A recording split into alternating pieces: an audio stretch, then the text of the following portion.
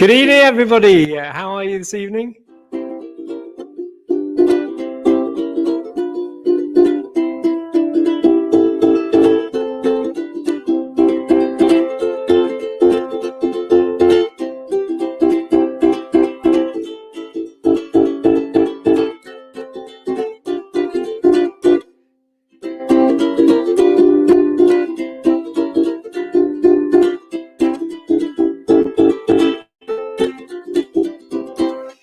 Good evening, good evening. All right, let me just check if this mic is on. Hold on. I've got two mics. Let me just see if this is working. Oh, it is. It is.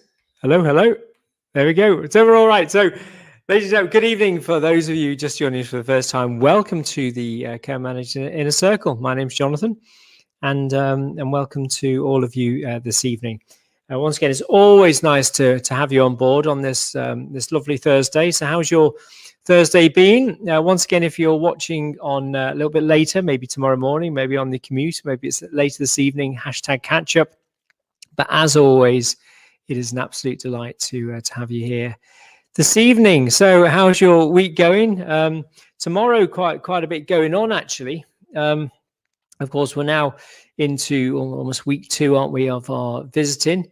I've got the news. I've got some filming tomorrow. They gave me a phone call today. This is the news. It's actually ITN, and they said, "Can we come and film from Birkdale Park?" Now, whether or not they turn up, that's another thing. These producers suddenly phone you and sort of say these things. So we will wait and see. We don't know. But anyway, we will see. So they're looking to get some of the new visiting and also the essential caregiving as well. We've got several families there, so you never know. It's always good. So we've got a few people in tonight. Facebook user, hi. I love all these Facebook users. Good evening. And Heather King, hello Heather. Good evening from Heather. Well, good to see you. Once again, good to see you all. Put our little banner back on. So there we go. It's back on there. So later tonight, I just want to talk about self-sabotage. We've all been there at some point in our lives, and some people you will know those colleagues in your place where you've worked or in previous organizations are habitual self-sabotagers, or maybe that's you. And what it doesn't mean you're going around sort of shooting people and all the rest of it. But it does mean, though, that your behaviors, your thoughts, your words, your deeds, your actions do not contribute to your long-term goals. It's simple as that. Whatever you're doing is not contributing to where you want to be in life, for your long-term life desires, both in terms of short, medium, and long-term. And so you're almost actively working against it. And there's lots of reasons, and we'll go through some of the signs, shortly. And the reasons why this is important is because it can erode your self-confidence, your self-esteem, your relationships, your career, your life ambition. And I think if you don't recognize that and recognize that there could be behaviors, there could be thoughts which perpetuate that, then you need to understand that first and foremost. Like anything in life, you just need to recognize that, and also understand that it can be quite deep-seated. We're not talking about it's at times a quick fix. It's not a case of, well, just stop doing it. If it was that easy, people would stop doing it. But the truth is that for a number of reasons. First and foremost, a lot of people don't recognize they're doing, and their behaviors are actions or behaviors of self-sabotage. And also, it's so ingrained because it comes from your subconscious. And as I've said in the past, you've got your conscious brain. Your conscious brain is probably like a little walnut. So it's like your conscious brain is a little walnut, and your subconscious brain is enormous. It's like a great big melon. And so that's the difference. And the way to change your subconscious, because that's undoubtedly the main behaviors and thoughts and words and deeds and that you currently display as adults, comes from undoubtedly the period of 0 to 4 and also a second stage between 4 and 7. And that's how you're brought up. It's what you're exposed to in terms of, so if you're a particularly tactile person, that might have had a lot to do with the way you're brought up between 0 and 4, where you start to create emotional bonds, and very much your emotions are shaped. And it goes on, and then you go through various stages. Your social stage is between 12 and 18. And that's where you start to learn about people and then the sociology of people and reactions and relationships. I digress, but so there's a lot of psychology, but it can be deep seated, and I think it's understand. So it's very much that's it's not always an easy fix. So let me just go through some of the signs of self-sabotage, and again, I'm not saying that you've been displaying these, but it's quite handy just to know. First and foremost, are you going for jobs and continually not getting them? Are you self-sabotaging your own career, self-sabotaging your own relationships, the people around you? It's not always in terms of your intimate relationships, but people around you. And so have an understanding about, what does self-sabotage look like? Well, some of this is here, and I'll sort of go through this. First, or no particular order, do you blame others? Is life is happening to you rather than you deciding your own destiny in life? So does life just happen to you, and you're as a result of what happens to you in life, or do you take the front foot? And so therefore a lot of people blame others. They're always the ones that they're never to blame. The circumstance, their environment is totally to blame. They weren't given the chances, they weren't given the opportunities compared with other people, but they continually blame others, and it's never their self. And one of the most liberating things in life is when you take total ownership of something, regardless of how at the time you think, well, I wasn't totally to blame for that. But if you take total ownership from it, you find that you no longer start to be, or you start to become incredibly successful, routinely and consistently successful, because it's not in voodoo cards. It isn't anything like that. It's not in terms of the, I was going to say in terms of the, I was going to say tarot cards, but it's, it's not in the hands of the gods. It's entirely in your hands. Are you a quick quitter? Are these things which, in terms of you start a challenge, but you're very quick to stop because you find there's obstacles in the way, and you start to inform yourself that you haven't got the resources, that the resources haven't been given to you to be successful, and therefore you quit. And that could be relationship, that could be in terms of your career, your job. Are you a quick quitter, or do you stick stuff thing? Do you stick the problem out and see it through? And therefore, as one of the reasons for that, do you focus on problems in your life? I remember a chap who came along when we were in the event management world. This was with Storm, and I paid this guy a lot of money to come and assist me with the delivery of Extreme Storm, which was in 2013, which was being delivered over the whole of Southport, and it was an incredible event. And he came, and we were just chalk and cheese. He was a glass half empty guy, and as most of you know, I'm a glass undoubtedly half full guy.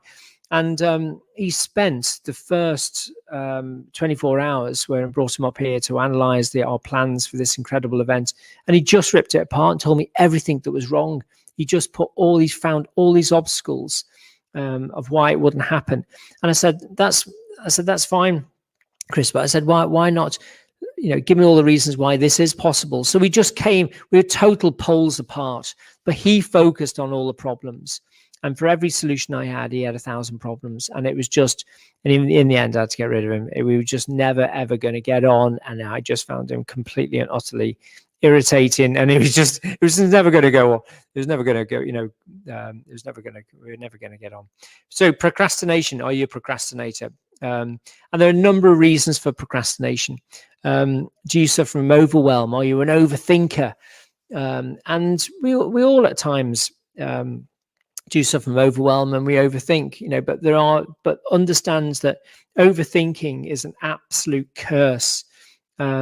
And I say frequently to my team, are we overthinking this? Let's stop the over. We can overtalk it, overthink it, or we can just bloody well just get on and do it. And I think there's a beauty in just saying, FML, get on and do it, please, quickly. And so that really just helps. So procrastination, are you a procrastinator? Do you find complex things? Do you complicate the easy, etc.? So procrastination is one of the signs of self-sabotage. Do you pick fights with people? Is that an indication of your own ego? But people around you, do you find fault in their work? Do you find fault in them? Are you quite an abrasive individual?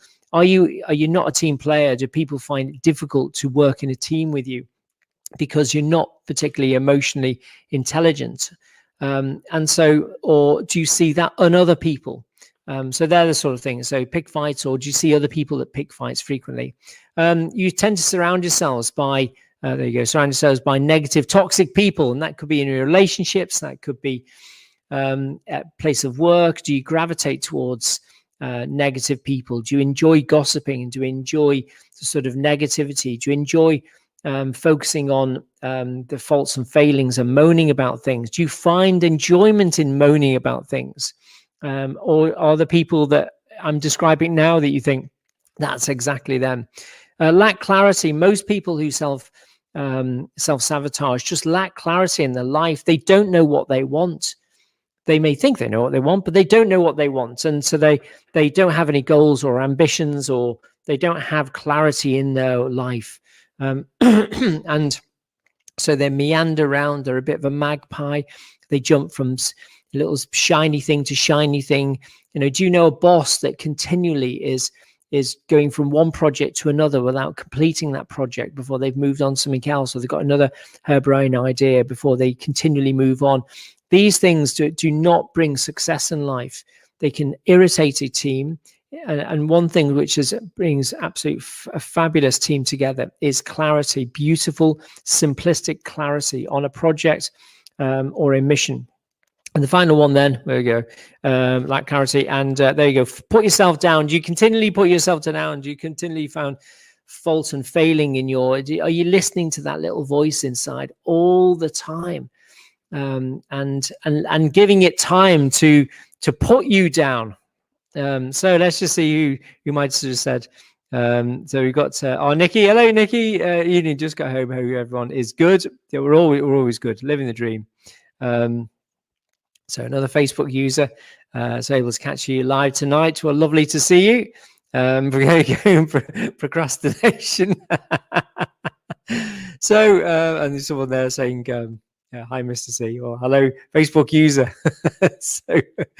So once again, it's great to have you along. So let's see what we can do about this.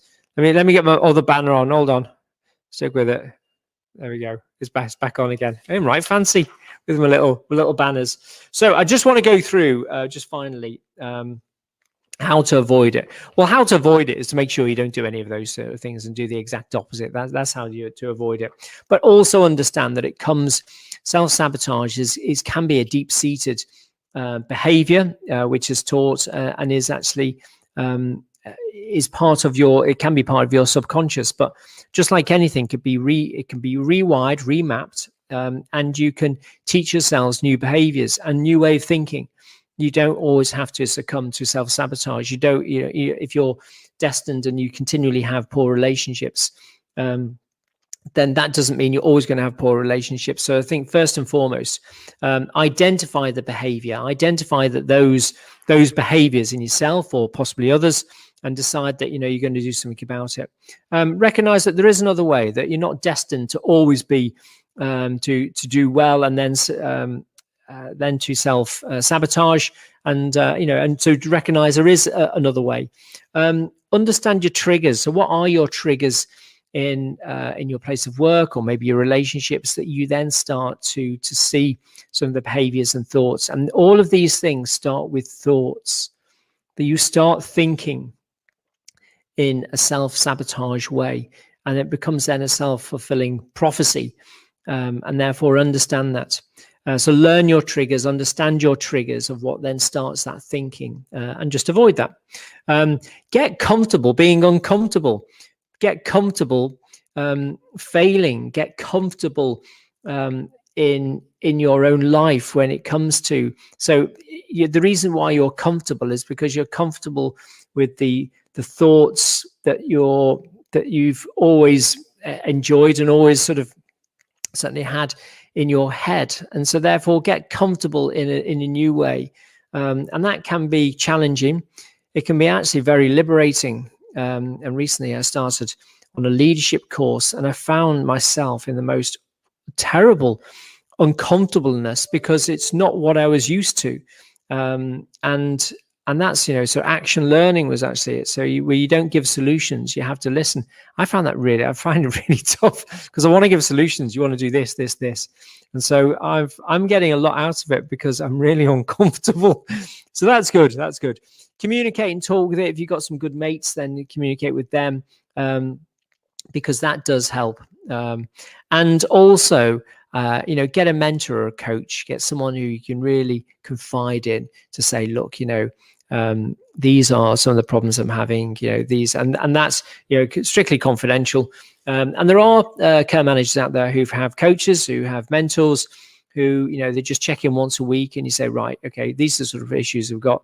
And they can keep you online and be very, very effective. Guys, I'm going to love you and leave you. Great to see you. Thank you for joining us on a Thursday night. Have a fabulous weekend. And again, so just think of those things. I'm just thinking, who else is? Oh, there we go. Facebook. Also, I'm also a perfectionist. It does my head in. Well, thank you for that. Well, perfectionism is a nightmare.